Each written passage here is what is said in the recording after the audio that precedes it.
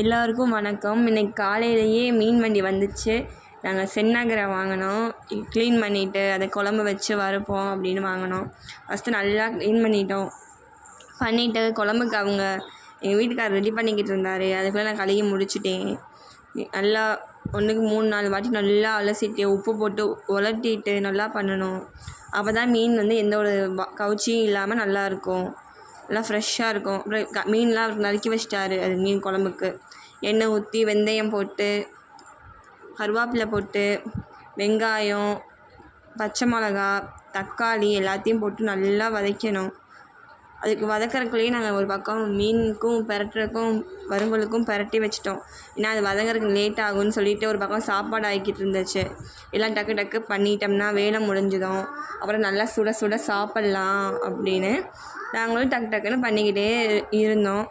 நல்லா வதக்கணும். நல்லா வதக்கி அப்புறமா எல்லோரும் வீட்டில் அரைச்சி வச்சுருப்பீங்க பார்த்தீங்களா, சாம்பார் பொடி.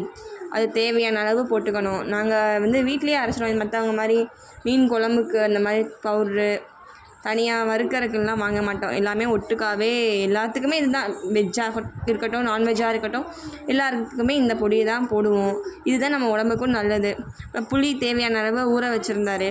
அதில் உப்பை போட்டு நல்லா கரைச்சிட்டு நல்லா வேணுங்கிற அளவு உப்பு, புளிப்பு, உரப்பு எல்லாமே சரிசமமாக இருந்தால் தான் டேஸ்ட்டாக இருக்கும்.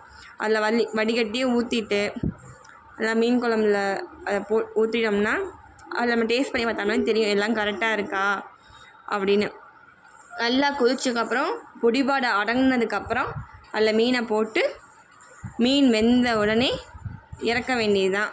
அப்புறம் கையில் ஊற்றி லைட்டாக டேஸ்ட் பண்ணி பார்த்தோம்னா உப்பு காரம் எல்லாம் கரெக்டாக இருந்துச்சு. எதுவுமே மேற்கொண்டு போடுற மாதிரி வரலை. பாருங்கள் நல்லா எவ்வளோ அழகாக வந்திருக்குன்னு பாருங்களேன். அப்போயே மீனுக்கு பெரட்டிட்டோம். இப்போ உங்களுக்கு காட்டுறதுனால லாஸ்ட்டாக ஒரு தடவை பெரட்ட சொன்னேன் அவரை, அதனால் பெரட்டினாங்க.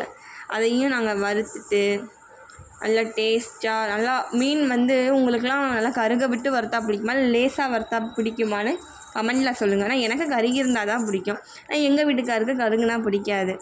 அப்புறமா சாப்பாடும் ஆயாச்சு, குழம்பு ஆயாச்சு, எல்லாமே வச்சு அவர் சாப்பாடை வச்சு அவங்க சாப்பிட்டு சூப்பராக இருக்குதுன்னு சொன்னாங்க. யாருக்கெல்லாம் மீன் பிடிக்கும், அது நகர மீன் யாருக்கெல்லாம் பிடிக்கும் கமெண்ட்டில்